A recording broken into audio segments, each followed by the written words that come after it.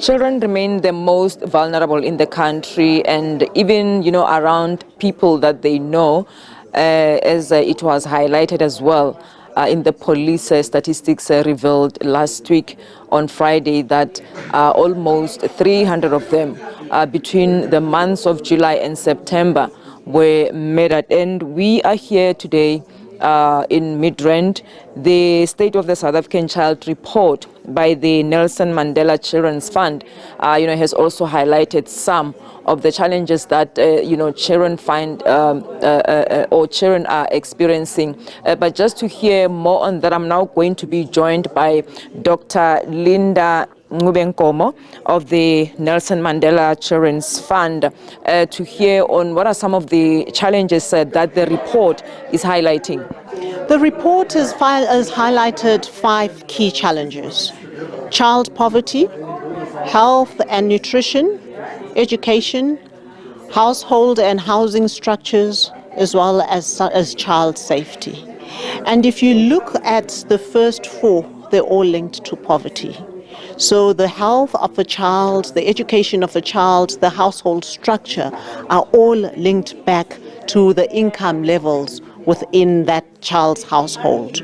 The report highlights that there are children in South Africa today raised in homes where the income for the month is between 385 Rand and 647 Rand.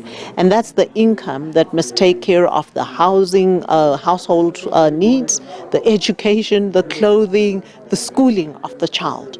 So already you can see how a child in a household like that is on the back foot. But the key one that I really want to highlight is the one on child safety, as we're going into 16 days of activism of no violence against children and women.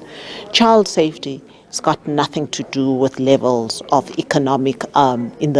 levels of economics in the home.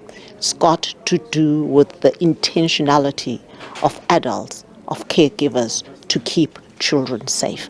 And we're failing as South Africa.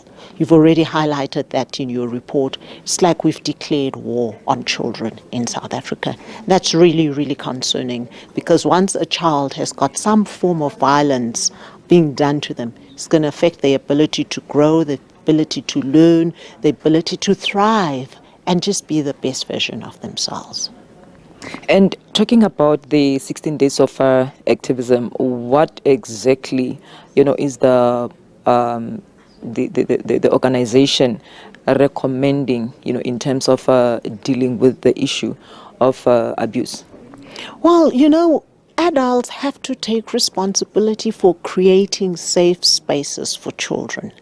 And if you are the primary caregiver of a child, don't assume that the fact that your child is being raised by your mother means they are safe.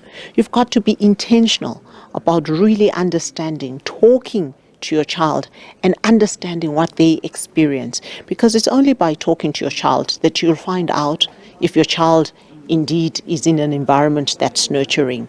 Too many children are being sexually violated in homes that should be keeping them safe by uncles, and then grandmothers cover because those uncles are their children, and the shame, and nobody stops to say, what is the impact, the lifelong impact of a child who's being violated in a space where they should be safe and by people who should be protecting them, their family members.